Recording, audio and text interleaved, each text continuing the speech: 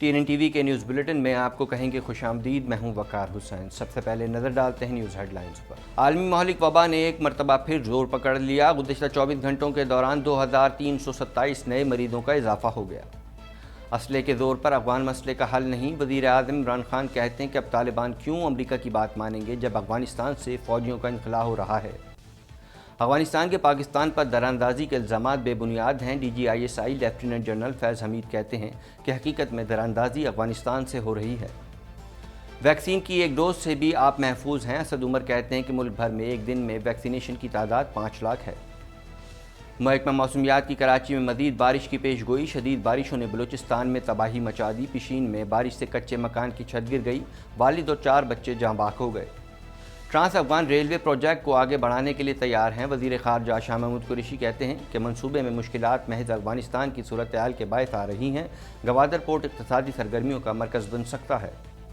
Ontario میں طوفانی بگولے نے تباہی مچا دی، 8 افراد زخمی ہو گئے۔ تیز ہواؤں اور آندھی کے سبب 3 مکان تباہ ہو گئے۔ کینیڈا میں نفرت پر مبنی واقعات تھم نہ سکے۔ قدیم قبائل کے بچوں کی یاد میں رکھے گئے پھولوں اور دیگر تحائف کو نذر آتش کر دیا گیا۔ ٹورنٹو کی شہری انتظامیہ نے ڈنڈس اسٹریٹ کا نام بدلنے کا فیصلہ کر لیا۔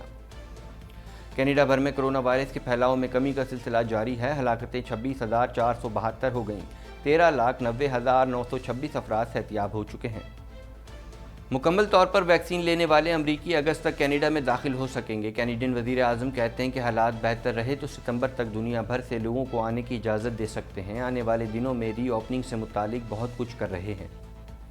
اشرف غنی کا پاکستان پر بے بنیاد الزام، کہتے ہیں کہ پاکستان سے 10,000 جنگجو افغانستان میں داخل ہوئے۔ طالبان کا قبضہ چھڑانے کے لیے افغان فورسز کا آپریشن جاری ہے۔ شدید موسمی اثرات سے امریکہ اور یورپ بری طرح متاثر۔ امریکہ کے جنگلات میں لگی آگ پر قابو نہ پایا جا سکا، ہزاروں افراد انخلاء پر مجبور۔ یورپ میں بارشوں اور سیلاب سے تباہی، جرمنی اور بیلجیم میں کئی سو افراد لاپتہ ہو گئے۔ دنیا بھر میں کرونا وائرس کیسز کی تعداد 18,97,00,000 سے متجاوز۔ مودی وائرس سے اموات 40,83,260 ہو گئیں، جبکہ 17,31,66,211 کرونا مریض صحتیاب ہو چکے ہیں۔ ہیڈ لائنز آپ نے جانی اور اب خبریں تفصیل کے ساتھ۔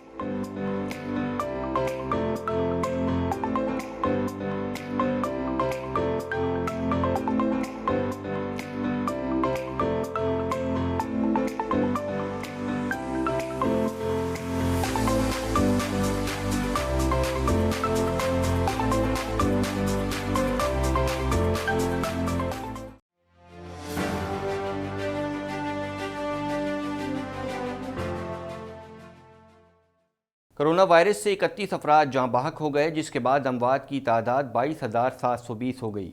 پاکستان میں کرونا کے تصدیق شدہ کیسز کی تعداد 9,83,719 ہو گئی۔ اس حوالے سے مزید جانتے ہیں۔ National command and operation centre کے تازہ ترین اعداد و شمار کے مطابق گزشتہ 24 گھنٹوں کے دوران 2,327 نئے کیسز رپورٹ ہوئے۔ پنجاب میں 3,49,475، سندھ میں 3,52,472، خیبر پختونخوا میں 1,39,960، بلوچستان میں 28,704، گلگت بلتستان میں 7,210، اسلام آباد میں 84,266، جبکہ آزاد کشمیر میں 21,632 کیسز رپورٹ ہوئے۔ ملک بھر میں اب تک 1,52,86,475 افراد کے ٹیسٹ کیے گئے۔ گزشتہ 24 گھنٹوں کے دوران 37,690 نئے ٹیسٹ کیے گئے۔ اب تک 9,17,329 مریض صحت یاب ہو چکے ہیں، جبکہ 2,388 مریضوں کی حالت تشویشناک ہے۔ پاکستان میں کورونا سے ایک دن میں 31 افراد جاں بحق ہوئے، جس کے بعد وائرس سے مرنے والوں کی تعداد 22,720 ہو گئی۔ پنجاب میں 10,856، سندھ میں 5,672، خیبر پختونخوا میں 4,377، اسلام آباد میں 787، بلوچستان میں 318، گلگت بلتستان میں 113 اور آزاد کشمیر میں 597 مریض جان سے ہاتھ دھو بیٹھے۔ وزیر اعظم عمران خان نے کہا ہے کہ اسلحے کے زور پر افغان مسئلے کا کوئی حل نہیں ہے۔ طالبان کو مذاکرات کی میز پر لانے کے لیے پاکستان سے زیادہ کسی نے کردار ادا نہیں کیا۔ مزید جانتے ہیں اس رپورٹ میں۔ وزیر اعظم عمران خان دورہ ازبکستان کے دوسرے دن وسطی اور جنوبی ایشیا کے ممالک کے درمیان ہونے والی کانفرنس میں شرکت کے لیے تاشقند میں واقع کانگریس سینٹر پہنچے، جہاں ازبکستان کے صدر نے ان کا استقبال کیا۔ کانفرنس سے وزیر اعظم عمران خان نے خطاب کرتے ہوئے کہا کہ پاکستان نے طالبان کو مذاکرات کی میز پر لانے کے لیے ہر ممکن کوشش کی۔ مجھے مایوسی ہوئی ہے کہ پاکستان پر الزام لگائے جاتے ہیں۔ انہوں نے کہا کہ جب امریکہ کے سب سے زیادہ فوجی افغانستان میں تھے، طالبان کو مذاکرات کی دعوت دینی چاہیے تھی۔ اب طالبان کیوں امریکہ کی بات مانیں گے جب افغانستان سے فوجیوں کا انخلا ہو رہا ہے؟ The United States seeking a military solution when there was not one. When there were 150,000 troops, NATO troops in Afghanistan, the greatest military machine, that was the time to ask the Taliban to come on the table. Why were the Taliban going to compromise when the exit date was given? And there were only a few thousand American troops left. وزیر اعظم نے کہا کہ Gwadar port پر معاشی سرگرمیاں 2019 سے شروع ہیں۔ خطے کی امن و سلامتی سب سے اہم ہے۔ افغانستان وسطی اور جنوبی ایشیا کے درمیان پل کا کردار ادا کر سکتا ہے۔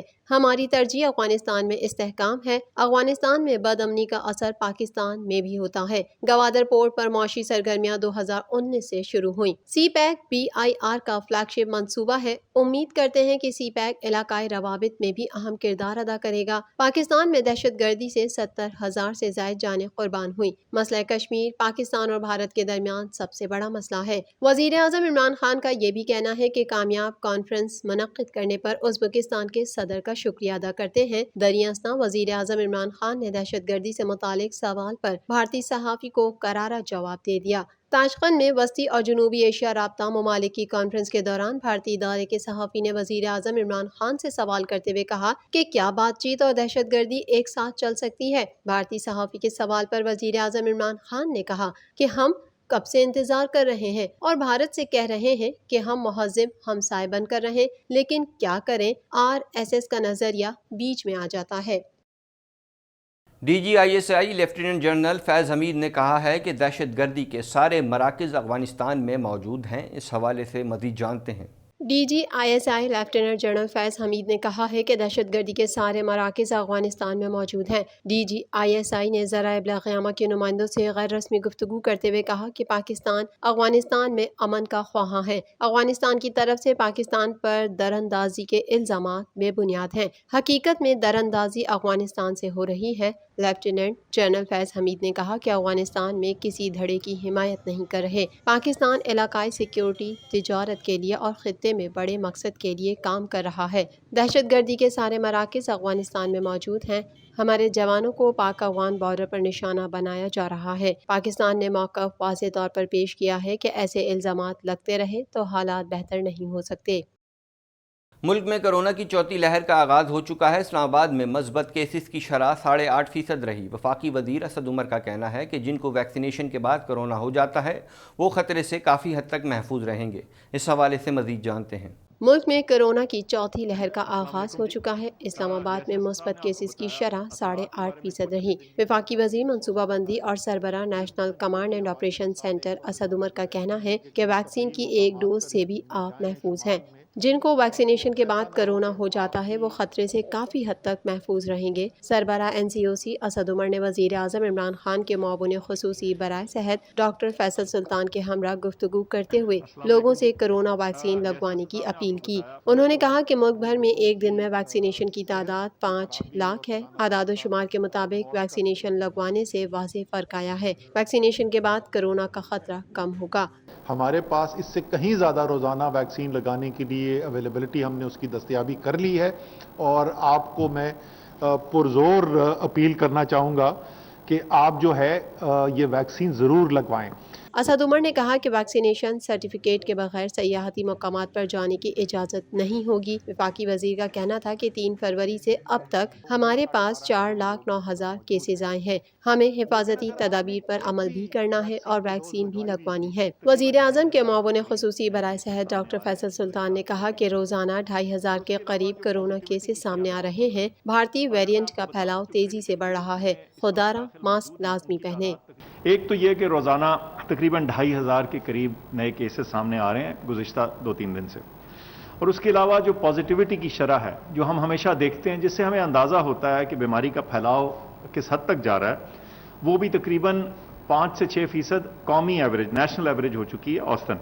اور اگر کچھ شہروں کے بارے میں آپ کو بتاؤں، مظفر آباد میں 21%، گلگت میں 22% اور کراچی میں 20% یہ پہنچ چکی ہے۔ محکمہ موسمیات نے کراچی میں درمیانی اور تیز بارش کی پیش گوئی کی ہے۔ بلوچستان میں پشین کے علاقے بوستان میں کلی ریگی کے مقام پر طوفانی بارش اور ہواؤں کی وجہ سے گھر کی چھت گر گئی، جس کے نتیجے میں ایک ہی خاندان کے 5 افراد جاں بحق ہو گئے۔ محکمہ موسمیات نے کراچی میں آج بھی درمیانی اور تیز بارش کی پیش گوئی کی ہے۔ چیف میٹرولوجسٹ سردار سرفراز کے مطابق شہر قائد میں آج بھی درمیانی اور تیز بارش کا امکان موجود ہے۔ مونسون کا سبب بننے والے سسٹم کی شدت برقرار ہے، جس کی وجہ سے شہر میں گرج چمک کے ساتھ مزید بارش متوقع ہے۔ تاہم بارش کا سلسلہ اگلے مرحلے میں بتدریج کمزور ہونا شروع ہوگا۔ کمزور پڑنے کے بعد مونسون سسٹم عمان کی جانب منتقل ہونے کی توقع ہے۔ کراچی میں بارش کے بعد کرنٹ لگنے کے 3 مختلف واقعات میں 3 افراد جاں بحق ہو گئے۔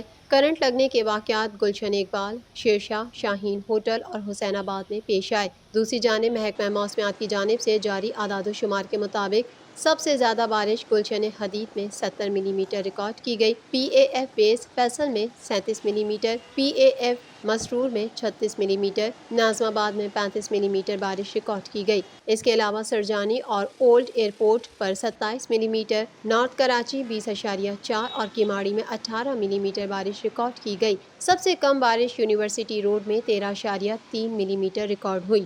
بلوچستان میں پشین کے علاقے بوستان میں کلی ریگی کے مقام پر طوفانی بارش اور ہواؤں کی وجہ سے گھر کی چھت گر گئی، جس کے نتیجے میں ایک ہی خاندان کے 5 افراد جاں بحق ہو گئے۔ حادثے کی اطلاع ملتے ہی بوستان لیویز جائے وقوع پر پہنچی اور امدادی کارروائی کرتے ہوئے ملبے میں سے 5 افراد کی لاشیں نکال لیں اور سول اسپتال پشین منتقل کر دی گئیں۔ لیویز ذرائع کے مطابق جاں بحق افراد میں محمد داؤد اور ان کے 4 بچے شامل ہیں، جن میں 2 بیٹیاں اور 2 بیٹے ہیں۔ بچوں کی عمر 4 سے 9 سال کے درمیان تھی۔ محمد داؤد ایک کچے مکان میں رہ رہے تھے کہ بارش کی وجہ سے گھر کے ایک کمرے کی خستہ چھت ان پر اور ان کے بچوں پر گر گئی۔ وزیر اعظم عمران خان کے دورہ ازبکستان کے موقع پر وزیر خارجہ مخدوم شاہ محمود قریشی نے کہا ہے کہ trans Afghan railway project Uzbekistan کو براہ راست افغانستان پاکستان سے جوڑے گا۔ اس منصوبے کو آگے بڑھانے کے لیے تیار ہیں۔ مزید جانتے ہیں اس رپورٹ میں۔ وزیر اعظم عمران خان کے دورہ ازبکستان کے موقع پر وزیر خارجہ شاہ محمود قریشی کا کہنا ہے کہ trans Afghan railway project Uzbekistan کو براستہ افغانستان پاکستان سے جوڑے گا۔ اس منصوبے کو آگے بڑھانے کے لیے تیار ہیں۔ انہوں نے جاری ویڈیو بیان میں کہا کہ وزیر اعظم آج تاشقند میں وسطی اور جنوبی ایشیائی رابطہ کانفرنس میں شرکت کر رہے ہیں۔ اگر ہمارے خطے نے معاشی و اقتصادی طور پر آگے بڑھنا ہے تو ربط ضروری ہے۔ وزیر خارجہ نے کہا کہ کل ازبکستان کے صدر اور وزیر خارجہ کے ساتھ وزیر اعظم اور میری ملاقات ہوئی۔ ملاقات میں خطے میں کنیکٹیویٹی کی اہمیت پر سیر حاصل گفتگو کی۔ پاکستان سمجھتا ہے کہ کنیکٹیویٹی اگر ہمارے ریجن نے، ہمارے خطے نے آگے بڑھنا ہے، معاشی طور پر مستحکم ہونا ہے، تو کنیکٹیویٹی بہت ضروری ہے۔ اور کل ازبکستان کے صدر کے ساتھ، وزیر خارجہ کے ساتھ جو میری اور وزیر اعظم کی ملاقات ہوئی، اس میں ہم نے کنیکٹیویٹی پر، اس کی اہمیت پر خاصی گفتگو کی۔ شاہ محمود قریشی کا کہنا ہے کہ trans Afghan railway project Uzbekistan کو براستہ افغانستان پاکستان سے جوڑے گا۔ اس حوالے سے بھی ہمارا تفصیلی تبادلہ خیال ہوا۔ ہم نے پورے روٹ کا جائزہ لیا۔ منصوبے میں مشکلات محض افغانستان کی صورتحال کے باعث آ رہی ہیں۔ انہوں نے کہا کہ اگر افغانستان کی صورتحال بہتر ہوئی تو ہم اس منصوبے پر آگے بڑھنے کے لیے تیار ہیں۔ پاکستان اس منصوبے کی فیزیبلٹی کے لیے ورلڈ بینک کے ساتھ پہلے سے رابطے میں ہے۔ ہماری بندرگاہیں وسطی ایشیا، افغانستان کو سمندر تک رسائی کا مختصر ترین راستہ فراہم کرتی ہیں۔ شاہ محمود قریشی نے کہا کہ ہماری بندرگاہوں سے ان ممالک کی تجارت کو فروغ ملے ملے گا۔ اس طرح خطے میں گوادر پورٹ اقتصادی سرگرمیوں کا مرکز بن سکتا ہے۔ انہوں نے کہا کہ یورپی یونین کے اعلیٰ نمائندے جوزف بوریل سے بھی ملاقات ہوگی۔ بوریل سے ملاقات میں افغانستان زیر بحث رہے گا۔ خاص طور پر جو ٹرانس افغان ریلوے کا پروجیکٹ ہے جو کنیکٹ کرے گا ازبکستان کو پاکستان کے ساتھ براستہ افغانستان، اس پر تفصیلی تبادلہ خیال بھی ہوا، نقشے بھی ایکسچینج ہوئے، ہم نے پورے روٹ کو ایگزامن کیا اور ہم اس پہ آگے بڑھنے کے لیے تیار ہیں۔ مزید خبریں بھی بلیٹن کا حصہ ہوں گی مگر اس بریک کے بعد۔